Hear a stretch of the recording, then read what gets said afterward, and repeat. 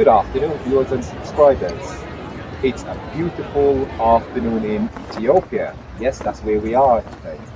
We are in the capital city of Ethiopia, which is Addis Ababa. Today we are at the National Museum of Ethiopia, and we are going to take a fascinating tour of this fascinating country. We're going to look at some of the sights, sounds, and history of Ethiopia. But before we go on in what promised to be an adventure, we're going to look at some of the fascinating facts about the country of Ethiopia. So fact number one, Ethiopia is the second most populous country in Africa, which is over 115 million people. Nigeria being the only country that has got a greater population than Ethiopia does. Fact number two, Ethiopia embraced Christianity hundreds of years before Europe. It's actually fascinating that Ethiopia is actually mentioned in the Bible over 40 times. The Ethiopian Orthodox Church is one of the oldest forms of Christianity. It was founded about AD 330. So as you can see, that is a very long time ago. Fact number three, and for this fact, Ethiopia is very proud of their history, in that it is the only country in Africa that has never been colonized. Even though Italy occupied the country for a brief period for about 5 years, the country has never been formally brought under European control. And like I said before, when you speak to Ethiopian all over the country, the first thing that they will tell you as a tourist is they will welcome you first, as they are very welcoming people, but they will actually ask you, what do you know about Ethiopia? Do you know that we have never been colonized? And so, rightly so as well, they are very proud of that fact. So during the so-called scramble for Africa, a period where Europeans pretty much divided the world amongst themselves, Ethiopia had to fight off several attacks, particularly from Italy. They successfully defeated the Italian army several times in order to keep their independence. Fact number three, Ethiopia actually holds some of the oldest Christian relics. Like I said before, Ethiopia has got biblical roots and history. Ethiopia is also said to be in possession of the Ark of the Covenant. And for those of us who are not familiar with the Ark of the Covenant, it is the Ark that was given by God, which contained the Ten Commandments and which was with Israel for a very long time. So Ethiopia is said to be in possession of it. And secondly, they're actually in possession of the Garima Gospel. Now, this is less popular. This is the oldest illustrated book in Christianity. It's called the Garima Gospel. Thirdly, Ethiopia, it actually has the relic, or so the legend has it, the relic of the true cross on which Jesus was crucified. It is said that it is preserved in Ethiopia. According to the legend, the cross was discovered by Helena, the mother of Constantine, the great emperor, and it was given to the Ethiopian emperor for a present for his role in preserving Coptic Christianity in his country. And as you could imagine, that would be a suited gift for someone who has managed to preserve Christianity in their country, especially during that time. Now, another fact, and I promise I won't be giving you too many facts, because we're going to be going on a fascinating journey. We're going to be doing some interviews. We're going to be showing you some of the sights, some of the sounds. We're going to be showing you some of the nightlife. We're going to show you some of the interesting places all over this beautiful country. And vast country it is. It's quite a large country.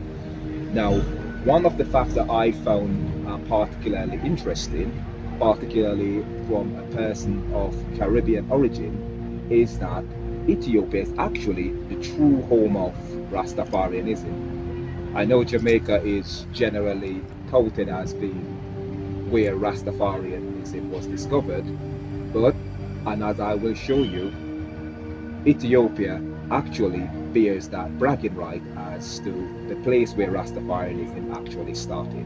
So come with us on this epic adventure as we journey across and through Ethiopia, looking at some of the best, some of the worst, some of the interesting sights in this wonderful country.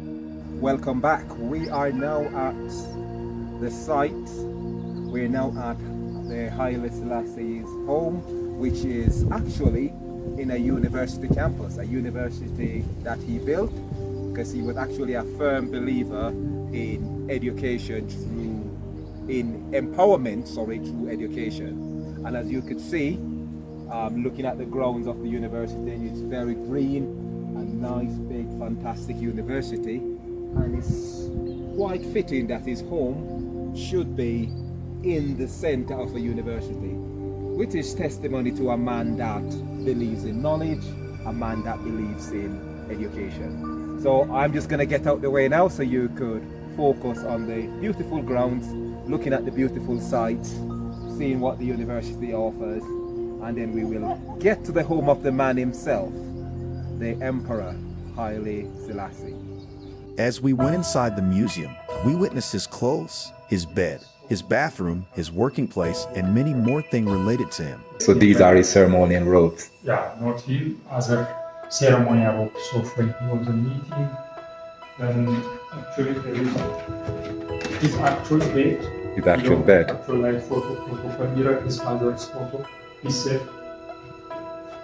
Is that his father? That's him though. Where is his father? Actually, his father is.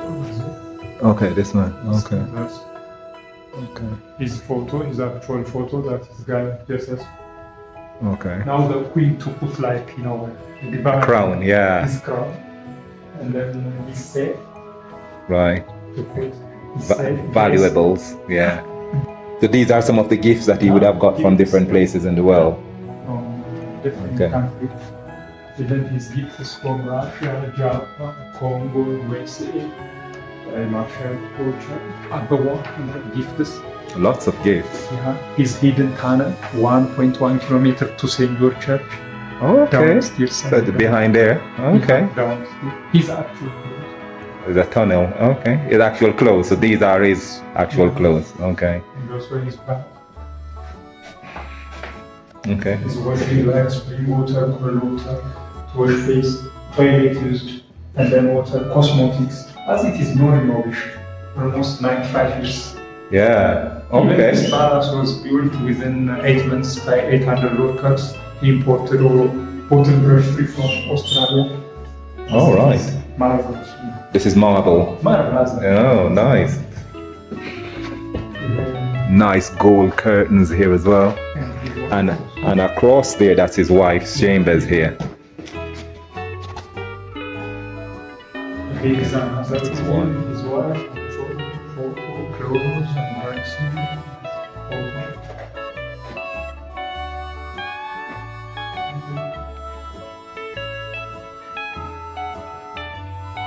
This is his actual desk. And then he did promote him upon arrival. His photo. In 1967, His Excellency gave it to Jonathan and how Ethiopian radio.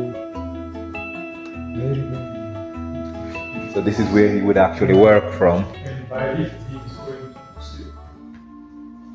to gifts from a different country, Congo, Egypt, everywhere.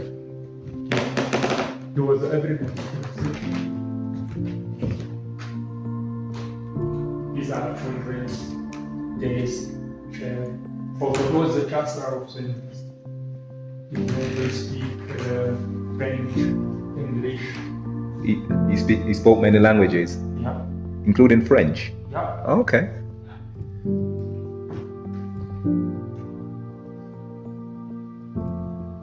I told you he was the founder of Ethiopian Alliance.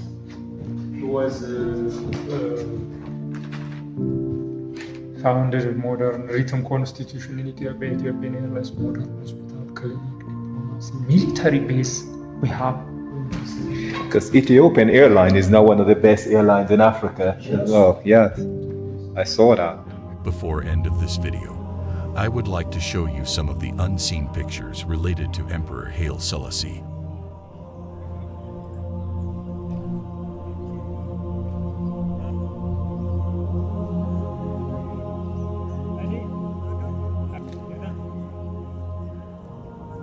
In our next episode, we visit the Holy Trinity Cathedral to see His Majesty's tomb and to learn more about Ethiopia's fight against the Italian to maintain their independence.